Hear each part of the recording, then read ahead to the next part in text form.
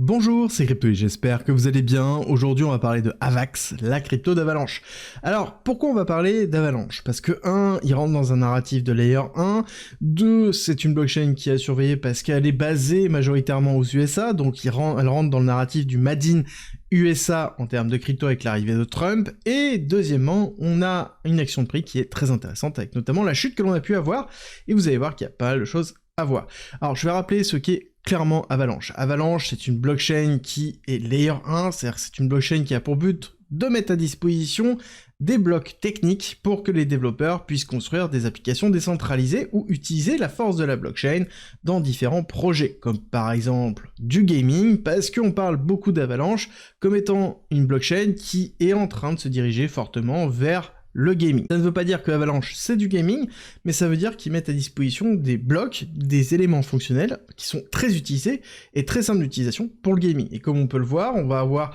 Wondermakers, on va avoir Beam qui sont dessus, on va avoir Shrapnel, on va avoir d'autres jeux qui se construisent directement sur Avalanche et qui utilisent les blocs fonctionnels de la blockchain directement sur Avalanche. C'est une des forces d'Avalanche actuellement. Et historiquement, quand on regarde la création, et notamment en 2021-2022, surtout 2021, on voit que la communication à la base était autour de la finance, c'est-à-dire que c'était une blockchain spécialisée dans la mise en place d'outils pour l'institutionnalisation de la finance à travers la blockchain, et on voit que ça a changé. Même s'ils ont toujours ces blocs-là, ils ont toujours énormément d'éléments autour de la finance décentralisée, ils sont en train de se spécialiser d'une certaine façon autour vraiment du gaming, comme on peut le voir ici, il y a eu beaucoup d'incentives, beaucoup de générations, mais à côté, on a toujours cette notion de finance qui est là, parce qu'on a toujours la volonté de mettre en place la nouvelle génération de finance, et quelque chose qui est quand même très proche des volontés que l'on retrouve autour de l'administration Trump, avec le Make America Great Again,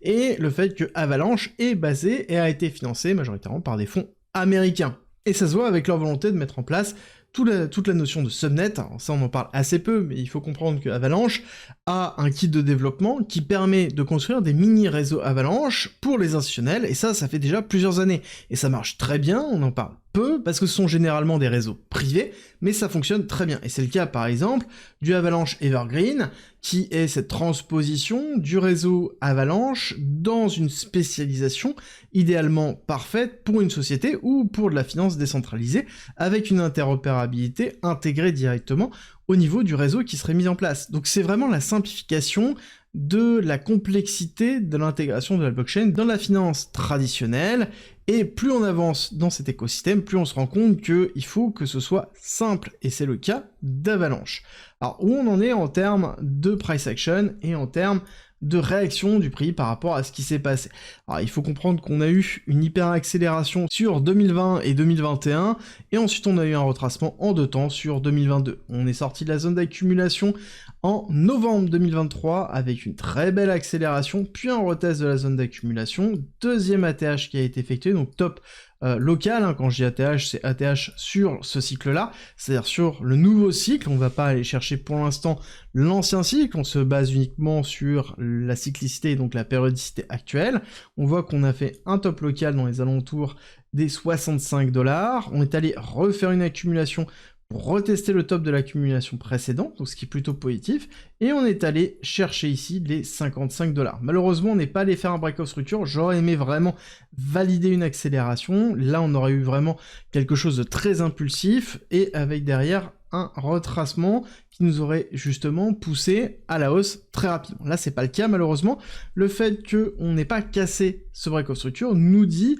ici que temporairement il y a de grandes chances qu'on galère à repasser au-dessus, et que peut-être on va aller retester la partie basse des 20$ avant de repartir. On a déjà fait une mèche ici, mais il est probable d'aller chercher de la liquidité même un petit peu plus bas, la liquidité que l'on retrouve dans cette mèche ici. On va zoomer un petit peu pour bien le voir. Vous allez voir qu'on a bien la mèche de la zone d'accumulation, donc aller retester les 18$ pour peut-être aller chercher un petit peu plus bas les alentours des 13$ pour repartir. L'avantage que l'on a, c'est que on n'a pas cassé sur cette chute-là la mèche du 5 août, d'accord, donc niveau vraiment très bas avec grosse liquidation à cette époque-là. Donc si on maintient ces niveaux-là et qu'on ne va pas chercher plus bas, on aura un signe vraiment de force au niveau d'Avalanche, et ça veut dire que le retour haussier sera très puissant.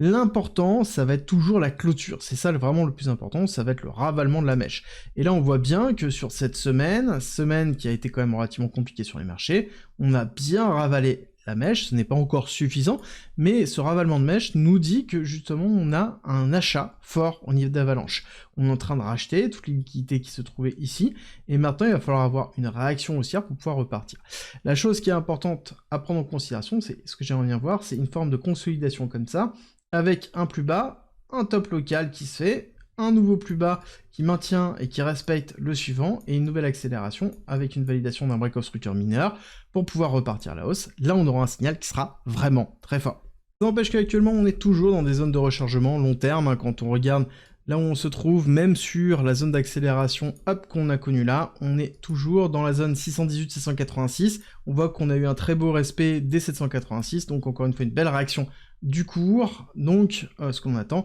ça va être soit une consolidation dans cette zone-là, soit une zone de réaccumulation avant de repartir, et ça va être pour nous un gros signal pour justement ce projet. On est dans une market cap qui est quand même déjà assez conséquente, on sait qu'on a déjà pas mal de liquidités qui se trouvent sur Avalanche et Avax, donc ça sous-entend aussi qu'on a un petit peu d'inertie. C'est pour ça que pour moi, on va aller chercher dans un premier temps la zone de liquidité qui se trouve dans les alentours des 104$, et ensuite aller chercher l'ATH total qui se trouve dans les alentours des 147$,